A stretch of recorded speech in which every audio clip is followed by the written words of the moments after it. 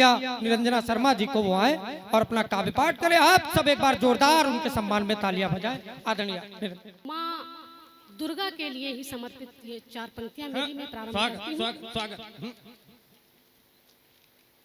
कि हे अम्बा महिषासुर मर्दिनी, हे अम्बा महिषासुर मर्दिनी, माँ तो जगत को दुख हर लीजे,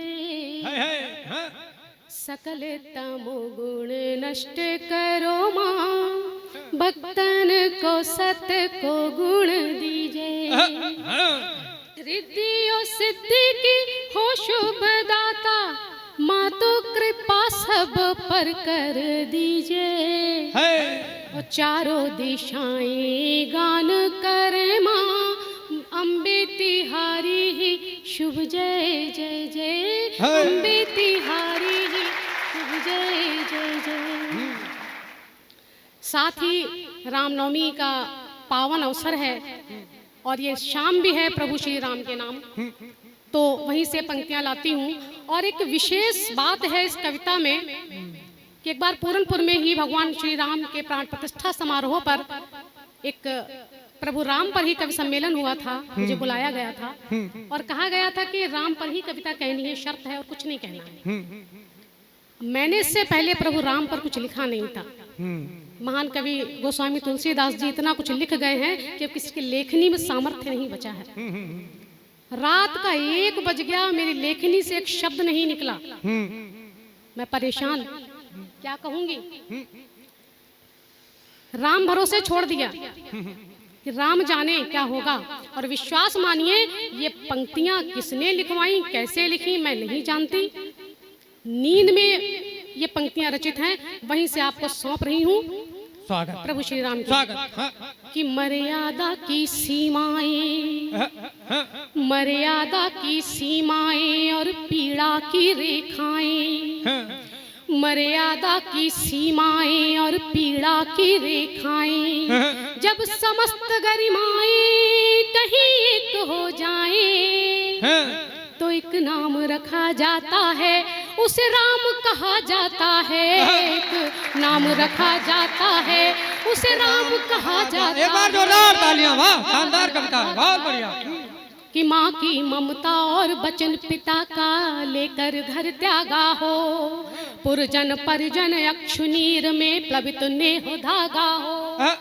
माँ की ममता और बचन पिता का लेकर घर त्यागा हो, परिजन पुरजन अक्षुनीर में प्लवित नेह धागा हो। हर पग पर जो हर प्राणी से वचन निभा जाता है, तो एक नाम रखा जाता है, उसे राम कहा जाता है। एक नाम रखा जाता है, उसे राम कहा जाता है।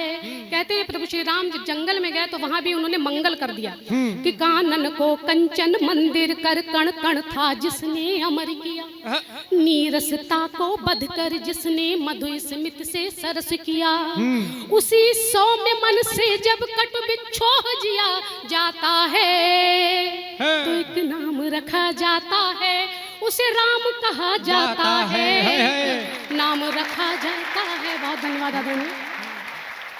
उर विशाल में दया का सागर, दया भी है शौर्य भी है कि उर विशाल में दया का सागर कोर किनार नहीं है, और शौर्य है उसी हृदय में अरि ललकार बही है, और शौर्य है उसी हृदय में अरे ललकार बही है। बैरी पक्ष से भी कोई जब शरण गहा जाता है, तो एक नाम रखा जाता है, उसे राम कहा जाता है। नाम रखा जाता है, उसे राम कहा जाता है। किया मान मर्दन हो रिपु का मात्र एक शर से ही, जब जब जगत जगमगा जाए प्रभु के करवर से ही। एक सत्य शर से जब, एक सत्य शर से जब पाप बधा जाता है, तो एक नाम रखा जाता है, उसे राम कहा जाता है। एक नाम रखा जाता है, प्रेम से बोलिए प्रभु श्री राम की जय। बहुत धन्यवाद आपका। अभी हमारे दादा कह कर के गए हैं कि 50वें दुशासन खड़े हुए हैं, कैसे द्रौपदी का चीर बचे।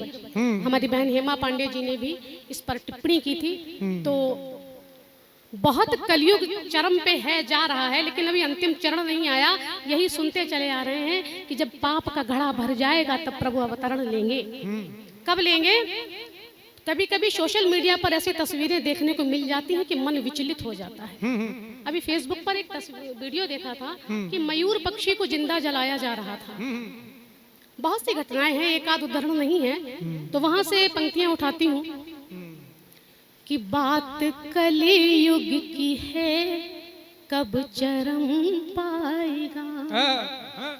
कि बात कलियुग की है, कब चरम पाएगा।